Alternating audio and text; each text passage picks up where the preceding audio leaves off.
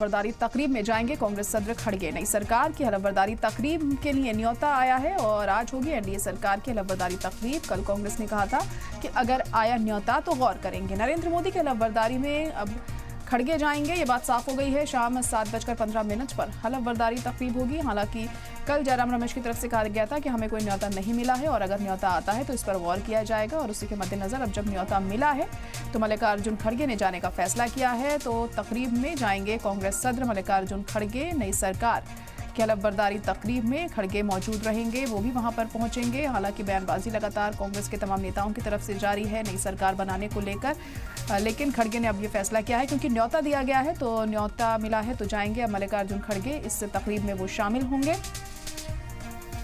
और आज शाम को 7:15 बजे हलफ लेंगे नरेंद्र मोदी और उनके साथ 51 और वजीर भी हलफ लेंगे। और किस किस का नाम इसमें सामने आता है ये देखना होगा। तो आज एनडीए सरकार की हलफबरदारी तकरीब है। कल कांग्रेस ने कहा था कि अगर न्योता आएगा तो वो इस पर गौर करेंगे और अब जब न्योता आया है तो मल्लिकार्जुन खड़गे ने जाने का फैसला किया है। तो कांग्रेस सदर मल्लिकार्जुन खड़गे इस तकरीब में शामिल होंगे। नरेंद्र मोदी की हलफबरदारी में खड़गे अपनी मौजूदगी दर्ज कराएंगे। शाम 7:15 पर हलफबरदारी होगी नरेंद्र मोदी की और उनके साथ 51 और वजीर हलफ ले सकते हैं, ऐसा माना जा रहा है।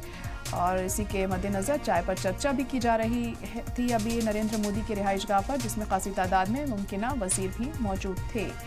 लेकिन इस वक्त की बड़ी खबर आपको बता दें कि मल्लिकार्जुन खड़गे जाएंगे आज हलफबरदारी तकरीब में, उसमें शामिल होंगे, अपनी मौजूदगी दर्ज कराएंगे। हालांकि पहले कांग्रेस की तरफ से ये कहा गया था कि हमें कोई न्योता नहीं मिला है और अगर न्योता मिलता तो हम इस पर गौर करते। लेकिन अब जब न्योता मिल गया है, न्योता दे दिया गया है कांग्रेस को इसमें शामिल होने के लिए, तकरीब में आने का इन्विटेशन मिला है, तो खड़गे अब जाएंगे।